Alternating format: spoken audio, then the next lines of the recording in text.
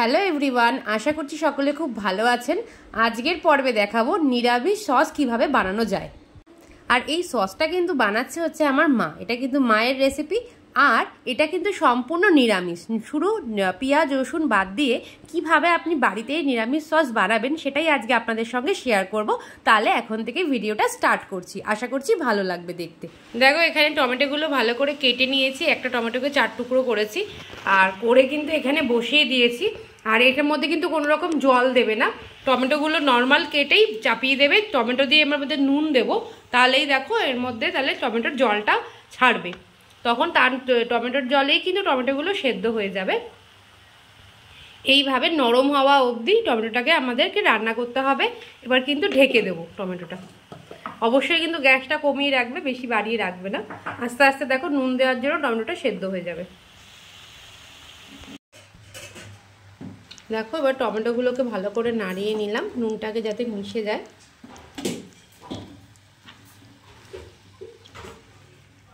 দেখতেই পাচ্ছ জল ছাড়তে লেগেছে। এই দেখো টমেটো অলরেডি জল বার হওয়া শুরু হয়ে গেছে টমেটো। তাহলে চলো এবার আমরা ঢেকে দিই, তারপরে কিছুক্ষণ বাদে দেখাচ্ছি। দেখো এখন টমেটোটা পুরো ফুটতে শুরু করেছে, গ্যাসটাও আমি বাড়িয়ে দিয়েছি। আর দেখো পুরো টমেটোটা যে জল ছেড়ে দিয়েছে, দেখতেই পাচ্ছ নরম হয়ে গেছে। আর কিছুক্ষণ এরমভাবে রান্না করব, তারপরে কিন্তু গ্যাসটা বন্ধ করে দেবো। বন্ধ করে টমেটোটাকে ঠান্ডা হতে দিতে হবে। ঠান্ডা হলে আর পরে এটাই কিন্তু একটু মিক্সিতে পেস্ট করে নিতে হবে, তাহলে কিন্তু এই টমেটোর দানা আর যে খোসাগুলো রয়েছে সেগুলো কিন্তু সবই বেরিয়ে আসবে। দেখো এটা পুরোই একদম নরম হয়ে গেছে, ভালো কিন্তু লাল কালারও এসেছে।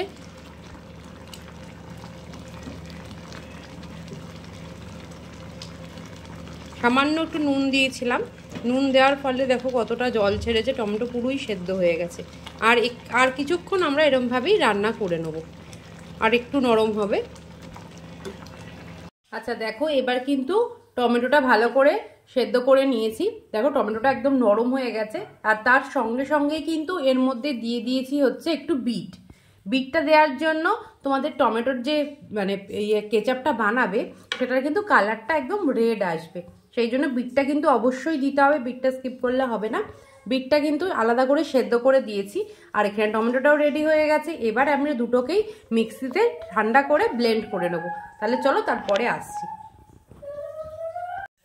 দেখতেই পাচ্ছ এখানে টমেটোটা রেডি হয়ে গেছে। আর এই লাল রঙের যেটা দেখছো এটা কিন্তু বিট দেওয়া হয়েছে। বিটটাকে সেদ্ধ করে দিয়ে দিয়েছি এর মধ্যে, যার জন্য কিন্তু কালারটা ভালো এসছে।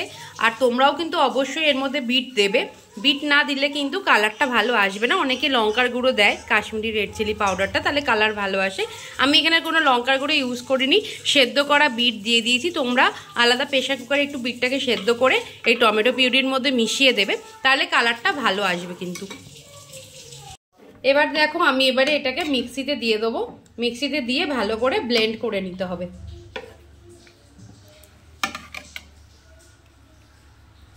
তাহলে চলো ব্লেন্ড করে তারপর তোমাদের দেখাচ্ছি। এই যে দেখো এরমভাবে কিন্তু ছেঁকে নিতে হবে। মা পুরোটাই ছেঁকে নিচ্ছে। আর ছাকার পরে মা হাতটা সরাও, দেখো ছাকার পরে কিন্তু এরকম পাল্পটা বেরিয়েছে।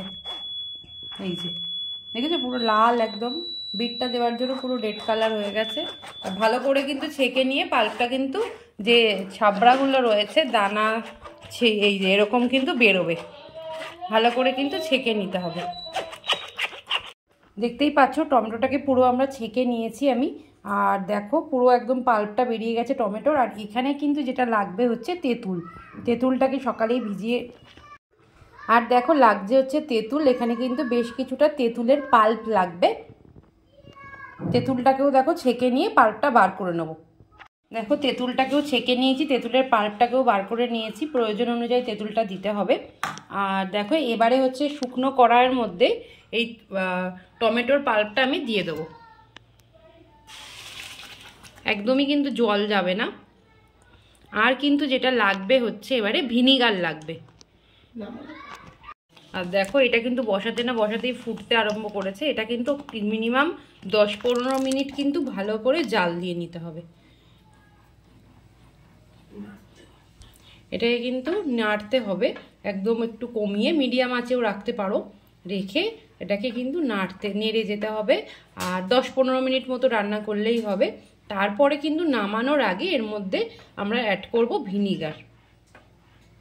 কালারটা দেখতেই পাচ্ছ পুরো রেড এসেছে, যেহেতু বিট দেওয়া হয়েছে সেই জন্য কালারটা আরও ভালো এসেছে। আর যদি ফ্রেশ টমেটো ইউজ করো তাহলে তো কালার খুব ভালো আসবেই, লাল যদি পাকা টমেটো।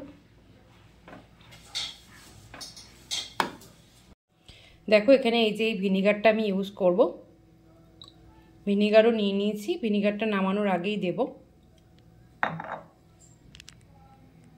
দেখতেই পাচ্ছ এখানে চিনি নিয়ে নিয়েছি, আর এখানে রয়েছে তেঁতুলের পাল্প, আর দেখো এখানে রয়েছে ভিনিগার। এই তিনটেই কিন্তু এবার লাগবে, যেহেতু টমেটোটা আমরা রান্না করতে বসিয়ে দিয়েছি। 15 মিনিট মতো জাল দেওয়ার পরে তারপরে কিন্তু তেঁতুলের পাল্পটাও দিতে হবে, চিনিটাও দিতে হবে, আর কিন্তু ভিনিগারটাও মেশাতে হবে সসের মধ্যে। এখন দেখো চিনিটা এর মধ্যে অ্যাড করে দেবো। এখানে কিন্তু 6 চামচ চিনি রয়েছে, ওটাই দিয়ে দিলাম। তোমরা তোমাদের স্বাদ মতো চিনি দেবে, কীরকম মিষ্টি খাবে। আমি এখানে একটু টক মিষ্টি রাখবো সসটা, তার জন্য 6 চামচ চিনি দিয়েছি।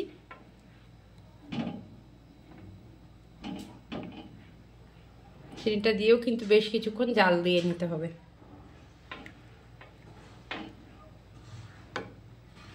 দেখো এখন 10 মিনিট হয়ে গেছে, এবারে কিন্তু মা এর মধ্যে তেঁতুলটা দিয়ে দিচ্ছে। 3 চামচ দিচ্ছি। কত চামচ তেঁতুল দেবে? 3 চামচ। আচ্ছা 3 চামচ কিন্তু মা তেঁতুল দিয়ে দিচ্ছে এর মধ্যে। সাবধানে, কিন্তু টমেটোটা কিন্তু হেভি ফুটছে। 3 চামচ তেঁতুল দিলে কিন্তু ভালোই টক টক হয়ে যাবে, বেশি তেঁতুল দেওয়ার দরকার নেই, তোমরা স্বাদ মতো দিও। এরপর আর কতক্ষণ রান্না করতে হবে? এটা একেবারে একটু জল যেন না থাকে, একেবারে আচ্ছা একটু ঘন ঘন হবে, তারপরেই কিন্তু নামাবো। দেখো সসটা কিন্তু এবার গাঢ় হয়ে গেছে, হয়ে এসছে। এবার কিন্তু মা এর মধ্যে দিয়ে দিচ্ছে 2 চামচ ভিনিগার।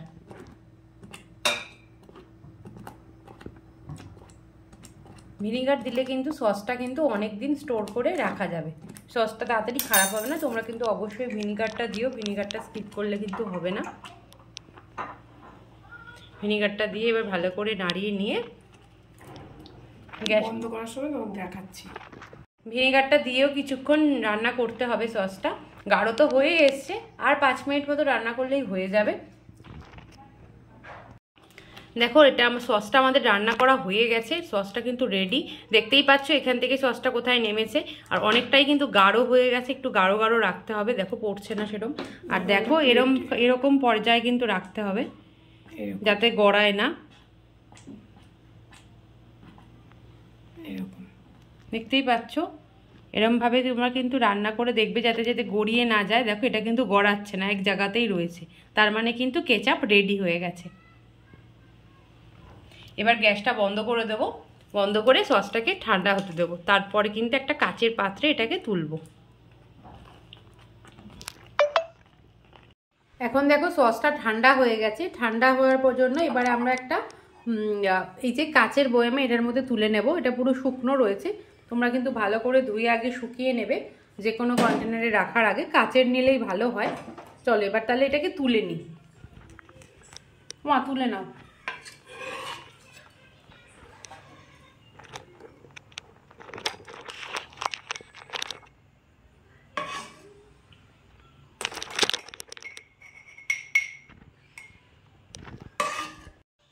দেখো এবার সসটাকে তুলে নিচ্ছি কাচের বয়ামে। আর তোমরাও কিন্তু কাচের পাত্রটাকে কিন্তু ভালো করে শুকিয়ে নেবে, যাতে কিন্তু একটু জল না থাকে।